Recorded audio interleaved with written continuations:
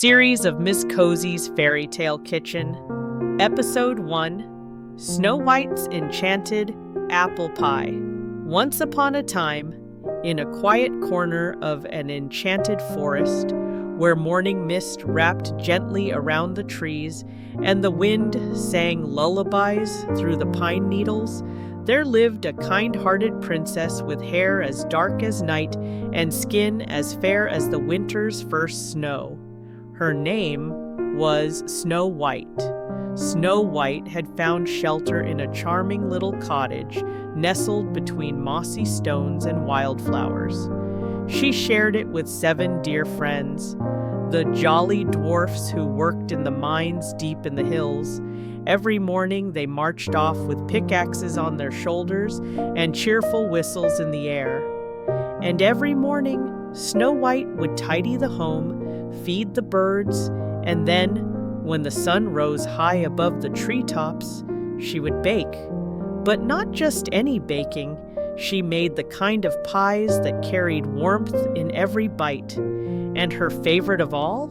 An apple pie so magical, it made even the clouds pause to sniff the air. One golden morning, Snow White slipped on her apron, stitched with tiny stars, and took a woven basket out into the orchard behind the cottage.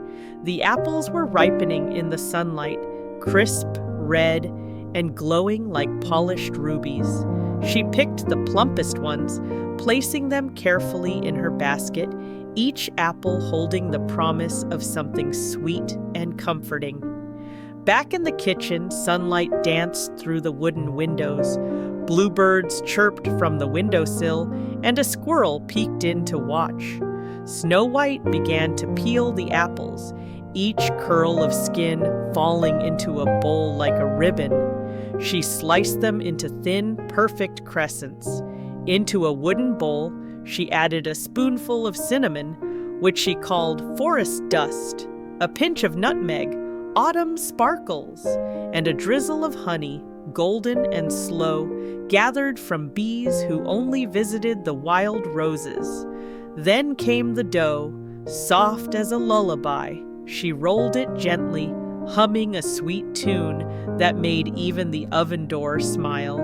With careful hands, she layered the apples in a circle, tucked them in with the dough, and carved tiny stars on top with a silver knife once given to her by her mother. Before placing it in the oven, she closed her eyes and whispered, "May this pie bring light to anyone who tastes it." As the pie baked, the scent of spiced apples floated through the forest. Even the trees seemed to lean in to catch a whiff. Just then, knock, knock. At the door stood a hunched old woman, wrapped in a dark cloak, holding out a single, gleaming red apple. "Such a kind girl," the old woman said with a smile. "Would you like to try the sweetest apple in the world?" Snow White looked at the apple, then at the pie she had just made. "I'm already making something sweet," she said gently. "But would you like to come in and have a slice?"